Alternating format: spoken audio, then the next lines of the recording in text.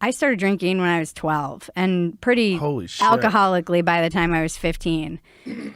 And You were fucking 12. Yeah, I was Oh my young. God. I mean, Nobody was paying attention to you? no. And my parents got divorced right around that age. By the time I was 19, I was in rehab for heroin. And then I use that as an excuse to be like, oh, I'm not an addict because I'm not doing heroin anymore.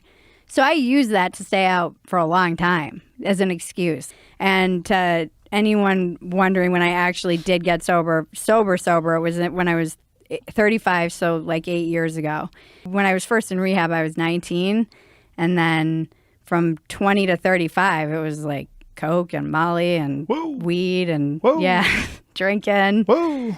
It was I lived my life to the fullest. Yeah. But I probably should have died.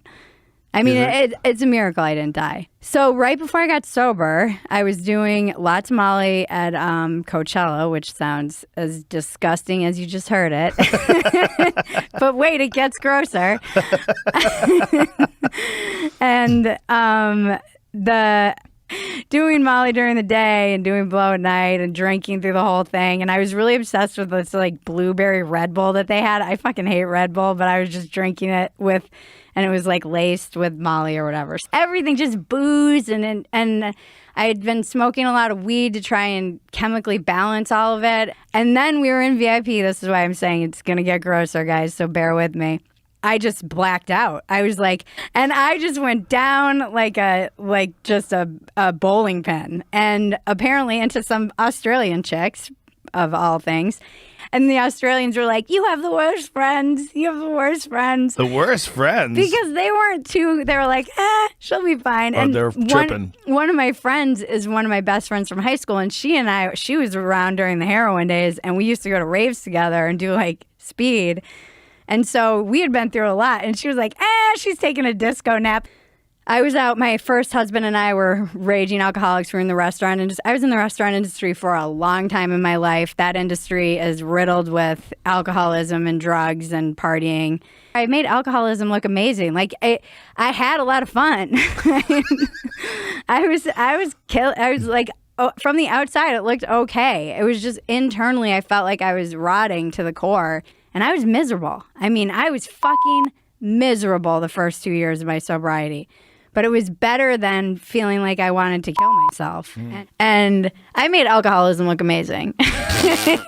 I've always joked I've made it look amazing, but I was just dying inside. Like something in me knew that I could do better. Once I quit smoking weed, I was suicidally depressed for 2 years. Like 2 years.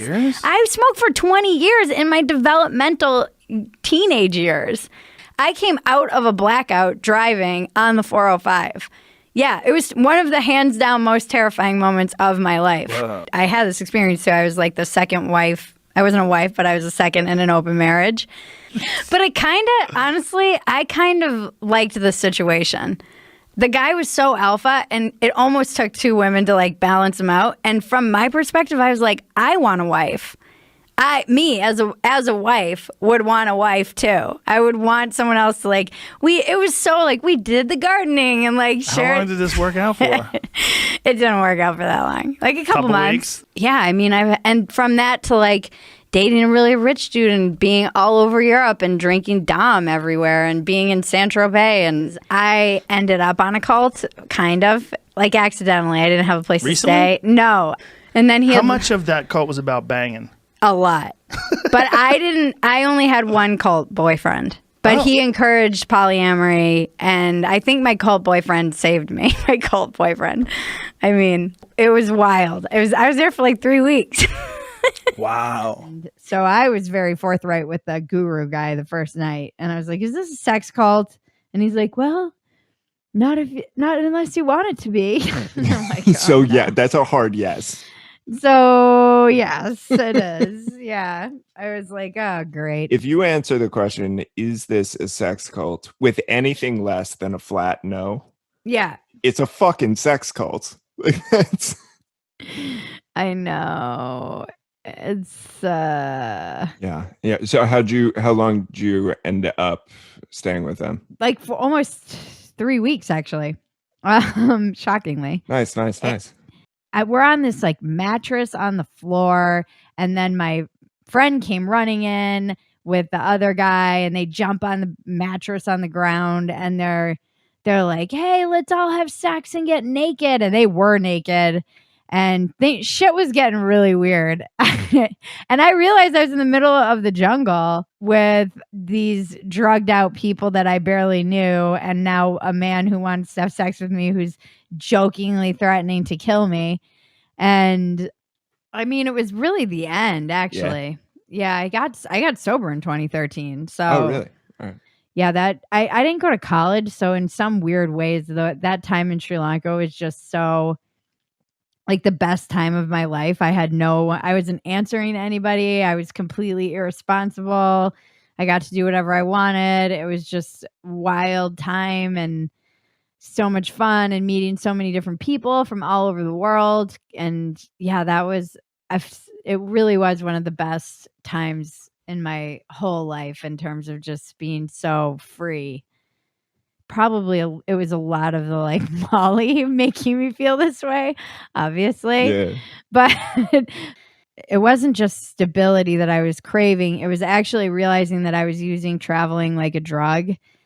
Traveling itself can become an escape in the same way for me that doing drugs or anything really. Yeah. But it really started to feel like I was just looking to travel just because I didn't want to deal with my leaking car in my garage or the having to find that stability or anything. And I think feminism is really important, and to like shit on it is, there are women who died and got jailed for like the right to vote. So that doesn't sit well with me.